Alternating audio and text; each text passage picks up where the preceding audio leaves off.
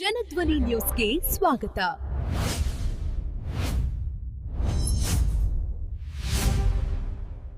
ಈ ಭಕ್ತಪುರಿಯಿಂದ 2013ರಲ್ಲಿ 2023ರಲ್ಲಿ ಸನ್ಮಾನ್ಯ ಮುಖ್ಯಮಂತ್ರಿಯವರೇ ಚಿತ್ರ ಮಾಡಿದ್ದಾರೆ. ಚಿತ್ರ ಆಗಿ ಹೋಗಿದೆ.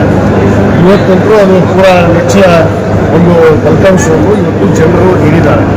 ದೇಶದ ತತ್ವ ಆದರ್ಶವನ್ನು ಜಾತ್ಯತೀತ ತಳಹಾದ ಮೇಲಿರುವಂಥ ದೇಶ, ಆ ದೇಶದ ತತ್ವ ಸಿದ್ಧಾಂತಕ್ಕೆ ಜನರು ಮತವನ್ನು ನೀಡಿದ್ದಾರೆ ಅನ್ನೋ ಮಾತನ್ನು ನಾನು ಹೇಳಲಿಕ್ಕೆ ಬರ್ತೇನೆ.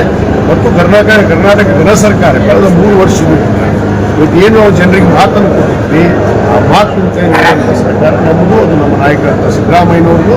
ಆ ಒಂದು ಕಾರಣದಿಂದಲೇ ಇವತ್ತು ಬಾಗಲಕೋಟೆ ಪ್ರದೇಶದಲ್ಲಿ ನಾವು ಅತ್ಯಂತ ಜೈವೇರಿಯಿಂದ ಗೆಲುವನ್ನು ಸಾಧಿಸಿದ್ದೀವಿ ಅನ್ನೋ ಮಾತು. ಗ್ಯಾರಂಟಿ ವರ್ಕೌಟ್ ಆಗಲ್ಲ, ನಗರ ಮತ್ತು ಗ್ರಾಮೀಣ ಬೇಸತ್ತಿದ್ದಾರೆ, ಅಭಿವೃದ್ಧಿ ಅನ್ನೋದು ಶೂನ್ಯ ಅನ್ನೋದನ್ನ ಬಿಜೆಪಿ ಆರೋಪಗಳನ್ನ ಮಾಡ್ತಾ ಇದ್ದಾರೆ. ಇವತ್ತು ಗ್ಯಾರಂಟಿ ಇಂದನೇ ಕೈ ಹಿಡಿತ ಅಥವಾ ಏನು? ಖಂಡಿತವಾಗಿ ನಮ್ಮ ಅಭಿವೃದ್ಧಿಯೇ ಇವತ್ತು ನಾವು ಕೈ ಹಿಡಿದಿದೆ ಅನ್ನೋ ಮಾತನ್ನು ನಾನು ಹೇಳಲಿಕ್ಕೆ ಇಷ್ಟಪಡ್ತೀನಿ. ಯಾಕಂದರೆ ಅವರು ಅಭಿವೃದ್ಧಿ ಮಾಡಿದ್ದು ಗೊತ್ತೇ ಇಲ್ಲ. ಇವತ್ತು ಅವರ ಪ್ರಧಾನಮಂತ್ರಿಗಳು ಏನು ಅಭಿವೃದ್ಧಿ ಮಾಡಿದ್ದಾರೆ ಅನ್ನೋದು ಒಂದು ದಿವಸನೂ ಬಾಯಂತರೆ ಮಾತಾಡೋದು. ಮಾತೆಂದರೆ ಧರ್ಮದ ಆಧಾರದ, ಜಾತಿಯ ಆಧಾರದ ದೇಶವನ್ನು ಅವರು ವಿಭಾಗ ಮಾಡೋದಕ್ಕೆ ಅದನ್ನು ಜನರು ಸಹಿಸ್ತಾರೆ. ಕರ್ನಾಟಕದ ಜನತೆ, ಅದು ವಿಶೇಷವಾಗಿ ಸರ್ವ ಜನಾಂಗದ ಶಾಂತಿಯ ತೋಟ ಅನಿಸಿಕೊಂಡಿರುವಂಥ ಕರ್ನಾಟಕ, ಆ ಸರ್ವ ಜನಾಂಗದ ಶಾಂತಿಯ ತೋಟವಾಗಿ ಮುಂದುವರಿಯುತ್ತೆ ಅನ್ನೋದಕ್ಕೆ ಈ ಫಲಿತಾಂಶ ಕಾರಣ ಅನ್ನೋದು.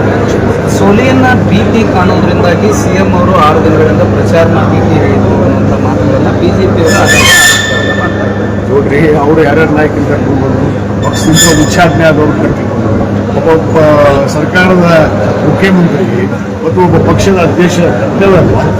ಯಾವುದೇ ಉಪಚುನಾವಣೆ ನಡೆದ ಇಡೀ ರಾಜ್ಯದಲ್ಲಿ ನಡೆದಂಥ ಎರಡೇ ಚುನಾವಣೆ ದಾವಣಗೆರೆ ಮತ್ತು ಬಾಗಲಕೋಟೆ. ಮುಖ್ಯಮಂತ್ರಿಗಳು ಬಂದು ಹೋಗೋದ್ರಲ್ಲಿ ತಪ್ಪೇನಿದೆ.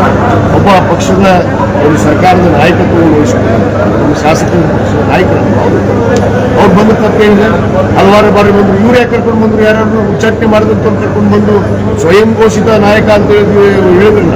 ನಾನು ಅವತ್ತೇ ಹೇಳಿದ್ದೆ, ಹಿಂದುತ್ವದ ಅಲೆ ನಮಗೆ ವರ್ಕೌಟ್ ಆಗುತ್ತೆ ಅನ್ನೋದನ್ನ ಹೇಳ್ತಾ ಇದ್ರು. ಅದೇ ರೀತಿಯಾಗಿ ಏನು ಹಿಂದುತ್ವದ ಫೈರ್ ಬ್ರ್ಯಾಂಡ್ ಅಂತ ನಿಲ್ಲಿಸಿದ್ರು, ಅದಕ್ಕೇನು ನಮ್ಮದೇ ಆಗತ್ತೆ ಅಂತ. ನೋಡಿ, ಅದೇ ಭಾರತೀಯ ಜನತಾ ಪಕ್ಷದ ಮಾತನಾಡಿರುವಂಥ ಹಿಂದುತ್ವ ದೇಶ ಅಲ್ಲ ಇದು ಜಾತ್ಯತೀತ ರಾಷ್ಟ್ರ.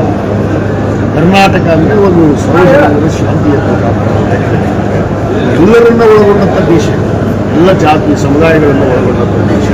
ಅದನ್ನು ಅರ್ಥ ಮಾಡಿಕೊಂಡು ಆ ನಿಲುವಿನ ಮೇಲೆ ಹೋಗ್ಬಿಟ್ಟು ಒಂದು ಧರ್ಮದ ಆಧಾರದ ಮೇಲೆ, ಜಾತಿಯ ಆಧಾರದ ಮೇಲೆ ಇವತ್ತೇನು ಚುನಾವಣೆಗಳನ್ನು ಮಾಡ್ತಾ ಇದ್ದಾರೆ ದೇಶದಲ್ಲಿ, ಇವತ್ತು ಖಂಡಿತವಾಗಿ ಒಂದು ಸಹ ಇವತ್ತು ಅವ್ರು ಗೆದ್ದಿರಬಹುದು. ಆದರೆ ಖಂಡಿತವಾಗಿ ಇವತ್ತು ಏನು ಫಲಿತಾಂಶ ಬಂತು ಬಾಗಲಕೋಟದಲ್ಲೂ ಜನರು ಉತ್ತರ ಕೊಟ್ಟಿದ್ದಾರೆ. ಇದೇ ಮುಂದಿನ ದಿನಗಳಲ್ಲಿ ಕೂಡ ಖಂಡಿತವಾಗಿ ಈ ಚುನಾವಣೆಗಳು ಮುಂದಿನ 27ರ ಒಂದು ದಿಕ್ಸೂಚಿಯನ್ನು. ಹಿಂದುತ್ವ ಅಲೆ ವರ್ಕೌಟ್ ಆಗಲಿಲ್ಲ ಅನ್ನೋದಾಯ್ತು. ನೋಡ್ರಿ, ಹಿಂದುತ್ವ ಅನ್ನೋದು ಎಲ್ಲಿದೆ? ಸ್ವಯಂ ಘೋಷಣೆ ಮಾಡ್ಕೊಂಡವರು ನಾಯಕರು, ಒಂದು ಪಕ್ಷ ಅವ್ರ ಕಿತ್ತಿ ಉಚ್ಚಾಟನೆ ಮಾಡಿದ ಮೇಲೆ ನಾಚಿಕೆಲಾರ್ದು ಬಂದು ಪ್ರಚಾರಕ್ಕೆ ಬಂದ್ರಂದ್ರೆ ನಾನು ಅವತ್ತೇ ಹೇಳಿದ್ದೆ, ಚರಂತಿ ಮಠನ ಕೆಲಸಕ್ಕೆ ಬಂದಿಲ್ಲ, ಇವರು ಸೋಸಕ್ಕೆ ಬಂದಾರೆ. ಎಲ್ಲ ನಾಯಕರು ಕೂಡ ಸೋಲಿಸಿದ್ದಾರೆ. ಅದರಲ್ಲಿ ಸಿ ಪಾಟೀಲ್ ಏನು ಮಾತಾಡಿದ್ರು? ಸಿ ಪಾಟೀಲ್ ಒಬ್ಬ ದೊಡ್ಡ ನಾಯಕ ಅಂತ ಹೇಳಿ ಜಂಬ ಕೊಚ್ಕೊಳ್ಳೋರು. ಇವತ್ತು ಒಂದು ಧರ್ಮದ ಮೇಲೆ ಟೀಕೆ ಮಾಡುವಂಥದ್ದು ಎಷ್ಟು ಸರಿ? ಇವತ್ತು ಸನ್ಮಾನ್ಯ ಮುರುಗೇಶ್ ನಿರಾಣಿಯವರು ಏನಂದ್ರು, ಅವರು ಧರ್ಮದ ಮೇಲೆ ಟೀಕೆಯನ್ನು ಮಾಡಿದರು. ಆ ಟೀಕೆ ಮಾಡುವಂಥದ್ದೇ ಇವತ್ತು ಅವರಿಗೆ ಮುಳ್ಳಾಗಿದೆ ಅನ್ನೋ ಮಾತು.